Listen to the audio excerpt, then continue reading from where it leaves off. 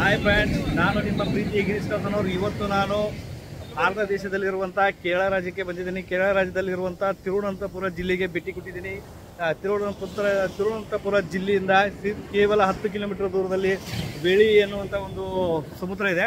ಸಮುದ್ರವನ್ನು ನೋಡಲಿಕ್ಕೆ ನಾನು ಬಂದಿದ್ದೀನಿ. ನೀವು ನೋಡ್ಬೋದು, ಎಡಭಾಗದಲ್ಲಿರುವಂಥ ಸಮುದ್ರ ತುಂಬಿ ಹರಿತಾ ಇದೆ. ಮತ್ತು ನೆಹರು ಈ ಒಂದು ಸಾಗರದಲ್ಲಿ ತುಂಬಾ ಜನ ನೋಡೋಕ್ಕೆ, ಸಮುದ್ರವನ್ನು ನೋಡಲಿಕ್ಕೆ ಬರ್ತಾರಂತ ತಮಗೆ ಹೇಳೋಕ್ಕೆ ಬಯಸ್ತೀನಿ. ನೀವು ನೋಡ್ಬೋದು, ಮನೋಮೋಹಕವಾದಂಥ ದೃಶ್ಯ ತಮಗೆ ತೋರಿಸಲಿಕ್ಕೆ ನಾನು ಬಯಸ್ತಾ ಇದ್ದೀನಿ. ನೀವು ನೋಡ್ಬೋದು, ಹಿಂಭಾಗದಲ್ಲಿ ಸುಮಾರು ತೆಂಗಿನ ಮರಗಳು ಕಾಣ್ತಾ ಇದ್ದೇವೆ.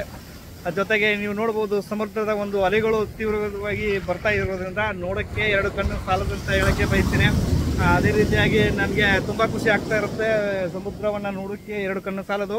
ಸೊ ಯಾರಾದರೂ ಕೇರಳ ರಾಜ್ಯಕ್ಕೆ ತಿರುವನಂತಪುರ ಜಿಲ್ಲೆಗೆ ಭೇಟಿ ಕೊಟ್ಟಿದ್ದೀರಿ ಆದರೆ ನೀವು ಖಂಡಿತವಾಗಿ ಬೇಳಿ ಅನ್ನುವಂಥ ಒಂದು ಸಮುದ್ರ ತೀರಕ್ಕೆ ಬನ್ನಿ. ನಮಸ್ಕಾರ. ಯಾವ ಜಿಲ್ಲೆ ಹೇಳಿ? ನಾನು ಬೆಳಗಾವಿ ಜಿಲ್ಲೆಯವನು. ಮತ್ತೆ ಸಮುದ್ರ ನೋಡೋಕೆ ಯಾವ ರೀತಿ ಅನುಭವ ಬರ್ತಾ ಇದೆ ಹೇಳಿ? ನಾನು ಬೆಳಗಾವಿ ಜಿಲ್ಲೆ. ಯಾವ ತಾಲೂಕು ರೀ? ಯರಗಟ್ಟಿ ತಾಲೂಕು. ನಮ್ದು ಅಲ್ಲೂ ರೀ.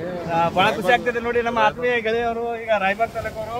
ನೀವು ವಿಡಿಯೋದಲ್ಲಿ ನೋಡ್ಬೋದು, ಖುಷಿ ಆಗ್ತಾ ಇದೆ. ನಾವು ಈಗ ಸದ್ಯಕ್ಕೆ ತಿರುವನಂತಪುರ ಜಿಲ್ಲೆಯಲ್ಲಿರುವಂಥ ಬೇಳಿ ಎನ್ನುವಂಥ ಸಮುದ್ರದ ದಂಡೆಯಲ್ಲಿ ಇದ್ದೀವಿ.